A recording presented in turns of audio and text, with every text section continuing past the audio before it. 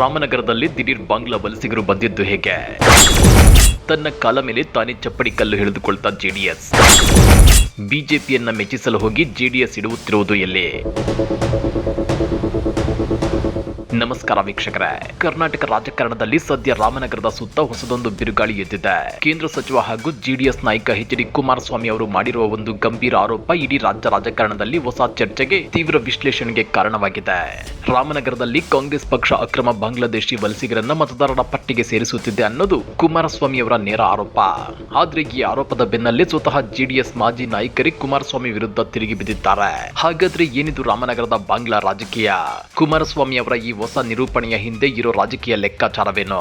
ಇದರಿಂದ ಜೆಡಿಎಸ್ ನ ಸಾಂಪ್ರದಾಯಿಕ ವೋಟ್ ಬ್ಯಾಂಕ್ಗೆ ಅದೇಗೆ ಧಕ್ಕೆ ಆಗುತ್ತೆ ಗೊತ್ತಾ? ಅದನ್ನ ಡೀಟೇಲ್ ಆಗಿ ತೋರಿಸ್ತೀವಿ. ಆದ್ರೆ ಅದಕ್ಕಿಂತ ಮೊದಲು ಹಲೋ ಕನ್ನಡ ಯೂಟ್ಯೂಬ್ ಚಾನಲ್ ಅನ್ನ ಸಬ್ಸ್ಕ್ರೈಬ್ ಮಾಡ್ಕೊಳ್ಳಿ. ಹಾಗೇನೇ ಪಕ್ಕದಲ್ಲಿರೋ ಬೆಲ್ ಬಟನ್ ಅನ್ನು ಪ್ರೆಸ್ ಮಾಡಿ. ವಿಶೇಷ ಮತದಾರರ ಪಟ್ಟಿಯ ತೀವ್ರ ಪರಿಷ್ಕರಣೆ ಅಂದ್ರೆ ಸ್ಪೆಷಲ್ ಇಂಟೆನ್ಸಿವ್ ರಿವಿಷನ್ ಪ್ರಕ್ರಿಯೆ ನಡೆಯುತ್ತಿರುವ ಬೆನ್ನಲ್ಲೇ ಕಾಂಗ್ರೆಸ್ ಸರ್ಕಾರದ ವಿರುದ್ಧ ಎಚ್.ಡಿ. ಕುಮಾರಸ್ವಾಮಿ ವಾಗ್ದಾಳಿ ನಡೆಸಿದ್ದಾರೆ. ತಮ್ಮ ರಾಜಕೀಯ ಭದ್ರಕೋಟೆಯಾಗಿರುವ ರಾಮನಗರದಲ್ಲಿ ಕಾಂಗ್ರೆಸ್ ನಾಯಕರು ಅಕ್ರಮ ಬಾಂಗ್ಲಾದೇಶಿ ವಲಸಿಗರನ್ನ ವ್ಯವಸ್ಥಿತವಾಗಿ ಮತದಾರರ ಪಟ್ಟಿಗೆ ಸೇರಿಸುತ್ತಿದ್ದಾರೆ ಅನ್ನೋದು ಅವರ ಗಂಭೀರ ಆರೋಪವಾಗಿದೆ. ಆದ್ರೆ ಇಲ್ಲೊಂದು ದೊಡ್ಡ ಟ್ವಿಸ್ಟ್ ಇದೆ. ತಾವೇ ಪ್ರತಿನಿಧಿಸುತ್ತಿದ್ದ ಜಿಲ್ಲೆಯಲ್ಲಿ ಇಷ್ಟೊಂದು ದೊಡ್ಡ ಮಟ್ಟದ ಅಕ್ರಮ ನಡೆಯುತ್ತಿದೆ ಅಂತ ಹೇಳುತ್ತಿರುವ ಕುಮಾರಸ್ವಾಮಿ ಅವರು ಎಷ್ಟು ಮಂದಿ ಅಕ್ರಮ ವಲಸಿಗರು ಮತದಾರರ ಪಟ್ಟಿಯಲ್ಲಿದ್ದಾರೆ, ಅದಕ್ಕೆ ಸಂಬಂಧಿಸಿದ ದಾಖಲೆಗಳೇನು ಅನ್ನೋದನ್ನ ಮಾತ್ರ ಇದುವರೆಗೂ ಸಾರ್ವಜನಿಕವಾಗಿ ಎಲ್ಲೂ ಬಿಡುಗಡೆ ಮಾಡಿಲ್ಲ. ಇದು ಸಹಜವಾಗಿ ವಿರೋಧ ಪಕ್ಷಗಳಿಗೆ ಅಸ್ತ್ರವಾಗಿ ಸಿಕ್ಕಂತಾಗಿದೆ. ಅದ್ಯಾವಾಗ ಕುಮಾರಸ್ವಾಮಿ ಅವರು ಈ ಹೇಳಿಕೆ ನೀಡಿದ್ರು, ಅದಕ್ಕೆ ಮೊದಲ ಆಕ್ಷೇಪ ಮತ್ತು ವಿರೋಧ ವ್ಯಕ್ತವಾಗಿದ್ದು ಕಾಂಗ್ರೆಸ್ನಿಂದಲ್ಲ, ಬದಲಾಗಿ ಅವರದೇ ಪಕ್ಷದಲ್ಲಿದ್ದ ಮಾಜಿ ನಾಯಕರಿಂದ. ಜೆಡಿಎಸ್ ನ ಮಾಜಿ ರಾಜ್ಯಾಧ್ಯಕ್ಷರಾಗಿದ್ದ ಸಿಎಂ ಇಬ್ರಾಹಿಂ ಅವರು ಕುಮಾರಸ್ವಾಮಿ ಅವರ ಈ ಹೇಳಿಕೆಯನ್ನ ತೀವ್ರವಾಗಿ ತರಾಟೆಗೆ ತಗೊಂಡಿದ್ದಾರೆ. ನಿಖಿಲ್ ಕುಮಾರಸ್ವಾಮಿ ಅವರು ರಾಮನಗರದಲ್ಲಿ ಸೋತ ತಕ್ಷಣವೇ ನಿಮಗೆ ಬಾಂಗ್ಲಾದೇಶಿಯರು ನೆನಪಾದ್ರ? ಹಿಂದೆ ಎಚ್.ಡಿ. ದೇವೇಗೌಡರು ಸ್ಪರ್ಧಿಸಿ ಗೆದ್ದಾಗ, ಅನಿತಾ ಕುಮಾರಸ್ವಾಮಿ ಅವರು ಶಾಸಕರಾಗಿದ್ದಾಗ ಇದೇ ಜನ ಅಲ್ಲಿರ್ಲಿಲ್ವೇ? ಸೋತ ತಕ್ಷಣ ಇಂತಹ ಆರೋಪ ಮಾಡೋದು ಎಷ್ಟು ಸರಿ?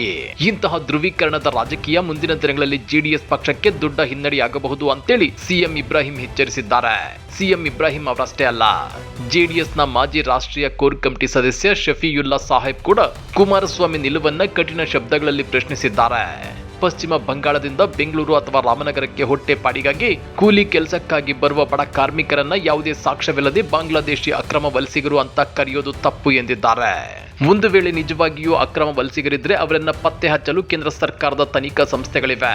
ರಾಜಕೀಯ ಲಾಭಕ್ಕಾಗಿ ಯಾರನ್ನು ವಲಸಿಗರು ಅಂತ ಬಿಂಬಿಸಬಾರದು ಅನ್ನೋದು ಅವರ ವಾದ. We wanted to know Kumaraswamy, H D. Kumaraswamy ಅವರೇ, ಮಾಜಿ ಮುಖ್ಯಮಂತ್ರಿಗಳೇ, ನಿಮ್ಮ ರಾಜಕೀಯ ಚೆಲ್ಲಾಟವನ್ನ ಕರ್ನಾಟಕದಲ್ಲಿ ದಯಮಾಡಿ ಮಾಡಬೇಡಿ. ರಾಜ್ಯದ ಮಾಜಿ ಮುಖ್ಯಮಂತ್ರಿ ಹಾಗೂ ಪ್ರೆಸೆಂಟ್ ಕೇಂದ್ರ ಸಚಿವ ಎಚ್.ಡಿ. ಕುಮಾರಸ್ವಾಮಿ ಅವರನ್ನ ಕೇಳ್ತಾ ಇದ್ದೀವಿ. ಕುಮಾರಸ್ವಾಮಿ ಅವರೇ, SIR ಪ್ರತಿಕ್ರಿಯೆಯಲ್ಲಿ ರಾಮನಗರದಲ್ಲಿ ಕಲ್ಯಾಣ ಮಂಟಪದಲ್ಲಿ ಕುಂಡಿಸ್ಕೊಂಡು ಬಾಂಗ್ಲಾದೇಶಿಗಳಿಗೆ ವೋಟರ್ ID ಮಾಡಿಕೊಡ್ತಾ ಇದ್ದಾರೆ ಅಂತ ನೀವು ಒಂದು ಆರೋಪ ಮಾಡಿದ್ದೀರಾ. ಮಾಜಿ ಮುಖ್ಯಮಂತ್ರಿಯಾಗಿ 2 ಬಾರಿ ಮುಖ್ಯಮಂತ್ರಿಯಾಗಿ ಕರ್ನಾಟಕದ ಮಗನಾಗಿ ತಾವುಗಳು ಮೈನಾರಿಟೀಸು, ಕ್ರಿಶ್ಚಿಯನ್ಸ್, ಮುಸ್ಲಿಮ್ಸ್, ಹಿಂದೂಗಳು, ಗೌಡ್ರು, ಲಿಂಗಾಯತರು ಎಲ್ಲರೂ ಓಟ್ ತಗೊಂಡಂತ ನೀವು ಇವತ್ತು ರಾಮನಗರದಲ್ಲಿ ಬಾಂಗ್ಲಾದೇಶಿಗಳಿಗೆ ವೋಟರ್ ID ಮಾಡಿಕೊಡ್ತಾ ಇದಾರೆ ಅನ್ನೋ ಆರೋಪ ಮಾಡ್ತಾ ಇದ್ರಲ್ಲ ಕುಮಾರಸ್ವಾಮಿ ಅವರೇ. ದಯಮಾಡಿ ಟೈಮ್ ಪಾಸ್ ಸ್ಟೇಟ್ಮೆಂಟ್ ಗಳನ್ನ ದಯಮಾಡಿ ಕೊಡಬೇಡಿ. ಅಲ್ಲ, ನಮ್ ಪ್ರಶ್ನೆ ಏನಪ್ಪಾ ಅಂತಂದ್ರೆ, ಓಕೆ, ಒಂದ್ ಕೆಲಸ ಮಾಡಿ, ಮೊನ್ನೆ ಪ್ರಹ್ಲಾದ್ ಜೋಶಿ ಅವರು ಕೇಳಿದ ಪ್ರಶ್ನೆಯನ್ನೇ ಎಚ್.ಡಿ. ಕುಮಾರಸ್ವಾಮಿ ಅವರಿಗೆ ಕೇಂದ್ರ ಸಚಿವ ಮಾಜಿ ಮುಖ್ಯಮಂತ್ರಿ ಕುಮಾರಸ್ವಾಮಿ ಅವರು ಕೇಳ್ತಾ ಇದೀವಿ. ನೀವು ರಾಮನಗರದಲ್ಲಿ ಬಾಂಗ್ಲಾದೇಶಿಗಳಿಗೆ ವೋಟರ್ ID ಮಾಡಿಕೊಡ್ತಾ ಇದೆ ಚುನಾವಣಾ ಅಧಿಕಾರಿಗಳು ಅಂತ ಹೇಳ್ತಾ ಇದ್ದಾರೆ. ನಿಜ ಇದೆಯಾ ಕುಮಾರಸ್ವಾಮಿಗಳೇ? ನಿಜ ಇದೆಯಾ? ನಿಜ ಇದ್ರೆ ನಮ್ಗೆ ನಿಮ್ಮಿಂದ ಒಂದು ಎಕ್ಸ್ಪ್ಲನೇಷನ್ ಬೇಕು.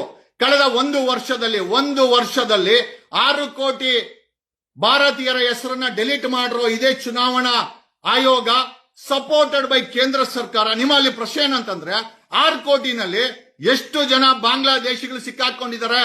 ದಯಮಾಡಿ ಕರ್ನಾಟಕಕ್ಕೆ ತಿಳಿಸಬೇಕು ನೀವು. We need an explanation. ಕುಮಾರಸ್ವಾಮಿಗಳೇ, ಆ ಬುರ್ಕಾ ಹಾಕೊಂಡು ಬಂದ್ಬಿಟ್ರೆ ಅಥವಾ ಟೋಪಿ ಹಾಕೊಂಡು ಬಂದ್ಬಿಟ್ರೆ ಅವ್ನು ಬಾಂಗ್ಲಾದೇಶಿ ಆಗ್ತಾನ?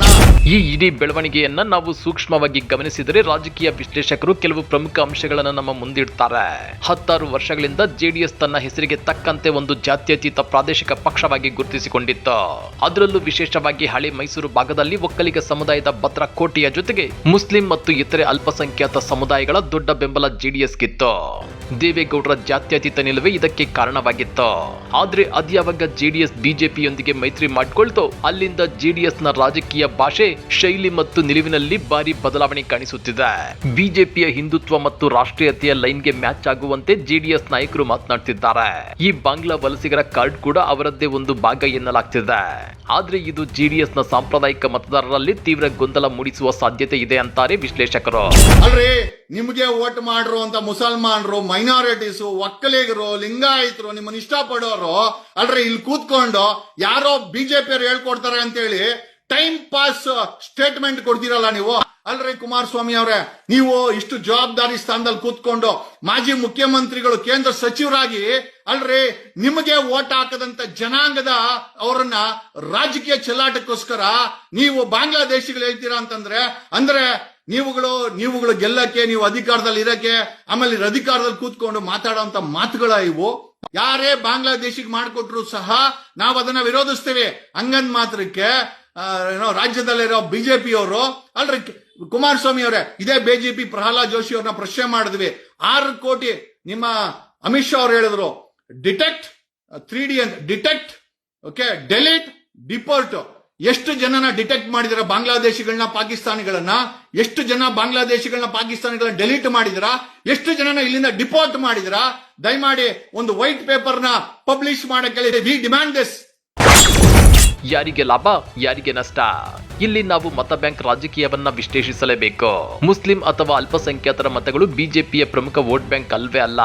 ಹಾಗಾಗಿ ಇಂತಹ ಧ್ರುವೀಕರಣದ ರಾಜಕೀಯ ನಿರೂಪಣೆಗಳಿಂದ ಬಿಜೆಪಿಗೆ ಯಾವುದೇ ದೊಡ್ಡ ನಷ್ಟವಿಲ್ಲ, ಬದಲಿಗೆ ಲಾಭವೇ ಆಗಬಹುದು. ಆದ್ರೆ ಮುಸ್ಲಿಮರು ಮತ್ತು ಅಲ್ಪಸಂಖ್ಯಾತರ ಭರಪೂರ ಬೆಂಬಲದೊಂದಿಗೆ ದಶಕಗಳ ಕಾಲ ಅಧಿಕಾರ ಅನುಭವಿಸಿದ ಜೆಡಿಎಸ್ ಇದೇ ರೀತಿಯ ರಾಜಕೀಯ ಧೋರಣೆಯನ್ನ ಮುಂದುವರಿಸಿದ್ರೆ ತನ್ನ ಸಾಂಪ್ರದಾಯಿಕ ಮತ ಬ್ಯಾಂಕ್ ಅನ್ನ ಶಾಶ್ವತವಾಗಿ ಕಳೆದುಕೊಳ್ಳುವ ಅಪಾಯ ಎದುರಿಸಬೇಕಾಗುತ್ತೆ. ಈಗಾಗಲೇ ಮುಸ್ಲಿಂ ಸಮುದಾಯದ ಪ್ರಮುಖ ನಾಯಕರು ಜೆಡಿಎಸ್ ನಿಂದ ದೂರವಾಗ್ತಿದ್ದಾರೆ. ನಿಮ್ಗೆ ಗೊತ್ತಿರಲಿ, 2023ರ ವಿಧಾನಸಭಾ ಚುನಾವಣೆಯಲ್ಲಿ ಜೆಡಿಎಸ್ ತನ್ನ ಇತಿಹಾಸದಲ್ಲೇ ಅತ್ಯಂತ ಕಡಿಮೆ ಸ್ಥಾನಗಳನ್ನ ಗೆದ್ದು ಭಾರಿ ಹಿನ್ನಡೆ ಅನುಭವಿಸಿತ್ತು.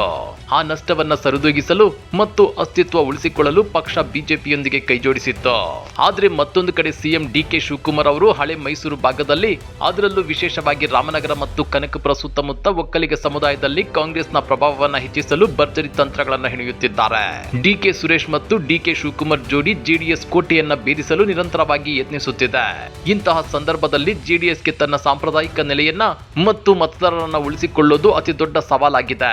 ಸಾರ್ವಜನಿಕ ವಲಯದಲ್ಲಿ ಮತ್ತು ರಾಜಕೀಯ ಪಂಡಿತರಲ್ಲಿ ಕೇಳಿಬರುತ್ತಿರುವ ಮಾತು ಅಂದ್ರೆ ಜೆಡಿಎಸ್ ನಾಯಕರು ಕೇವಲ ಇಂತಹ ವಿವಾದಾತ್ಮಕ ಹೇಳಿಕೆಗಳನ್ನು ನೀಡೋದ್ರಿಂದ ಅಥವಾ ಧ್ರುವೀಕರಣದ ಮುಖಾಮುಖಿ ರಾಜಕೀಯ ಮಾಡೋದ್ರಿಂದ ಪಕ್ಷವನ್ನ ಪುನರುಜ್ಜೀವನಗೊಳಿಸಲು ಸಾಧ್ಯವಿಲ್ಲ. ಅದರ ಬದಲಾಗಿ ರಾಜ್ಯಾದ್ಯಂತ ತಳಮಟ್ಟದಿಂದ ಪಕ್ಷದ ಸಂಘಟನೆಯನ್ನು ಬಲಪಡಿಸುವ ಕೆಲಸಕ್ಕೆ ಜೆಡಿಎಸ್ ಆದ್ಯತೆ ಕೊಡಬೇಕು. ಹಳೆ ಮೈಸೂರು ಭಾಗದ ದಾಟಿಯಲ್ಲೇ ಉತ್ತರ ಕರ್ನಾಟಕ ಹಾಗೂ ಕರಾವಳಿ ಭಾಗಗಳಲ್ಲಿ ಪಕ್ಷವನ್ನ ಗಟ್ಟಿಗೊಳಿಸಬೇಕಾಗಿದೆ. ಒಟ್ಟಾರೆಯಾಗಿ ಹೇಳೋದಾದ್ರೆ ಕುಮಾರಸ್ವಾಮಿ ಅವರು ರಾಮನಗರದ ಮೇಲೆ ಇಟ್ಟಿರುವ ಬಾಂಗ್ಲಾ ವಲಸಿಗರ ಆರೋಪದ ಬಾಣ ಸದ್ಯಕ್ಕೆ ಅವರದೇ ಪಕ್ಷದ ಹಳೆ ನಾಯಕರ ವಿರೋಧದಿಂದಾಗಿ ತಿರುಗುಬಾಣವಾಗುವ ಲಕ್ಷಣಗಳು ಕಾಣಿಸುತ್ತಿವೆ. ಮುಂಬರುವ ಚುನಾವಣೆಗಳ ದೃಷ್ಟಿಯಿಂದ ಜೆಡಿಎಸ್ ತನ್ನ ಅಸ್ತಿತ್ವವನ್ನು ಕಾಯ್ದುಕೊಳ್ಳಲು ಮತ್ತು ಸಾಂಪ್ರದಾಯಿಕ ಮತದಾರರನ್ನ ತನ್ನತ್ತ ಉಳಿಸಿಕೊಳ್ಳಲು ಇನ್ನು ಮುಂದೆ ಯಾವ ರೀತಿಯ ಹೊಸ ತಂತ್ರಗಳನ್ನು ಅನುಸರಿಸಲಿದೆ? ಮುಸ್ಲಿಂ ಮತಗಳ ಧ್ರುವೀಕರಣದಿಂದ ಕಾಂಗ್ರೆಸ್ಗೆ ಲಾಭವಾಗುತ್ತಾ ಅನ್ನೋದನ್ನ ಕಾದು ನೋಡಬೇಕಾಗಿದೆ. ಹಾಗಾದ್ರೆ ಕುಮಾರಸ್ವಾಮಿ ಅವರ ಈ ಗಂಭೀರ ಆರೋಪದ ಬಗ್ಗೆ ನೀವೇನಂತೀರಾ? ನಿಜವಾಗಿಯೂ ಜೆಡಿಎಸ್ ತನ್ನ ಸಾಂಪ್ರದಾಯಿಕ ಜಾತ್ಯತೀತ ಇಮೇಜ್ ಅನ್ನ ಕಳೆದುಕೊಳ್ತಿದ್ಯಾ? ಕಮೆಂಟ್ ಮಾಡಿ, ವಿಡಿಯೋ ಲೈಕ್ ಮಾಡಿ, ಶೇರ್ ಮಾಡಿ. ಇಂಥ ಮತ್ತಷ್ಟು ರೋಚಕ ರಾಜಕೀಯ ಸುದ್ದಿಗಳನ್ನ ಮಿಸ್ ಮಾಡದೆ ನೋಡ್ಬೇಕು ಅಂದ್ರೆ ಹಲೋ ಕನ್ನಡ ಯೂಟ್ಯೂಬ್ ಚಾನಲ್ ಅನ್ನ ಸಬ್ಸ್ಕ್ರೈಬ್ ಮಾಡ್ಕೊಳ್ಳಿ.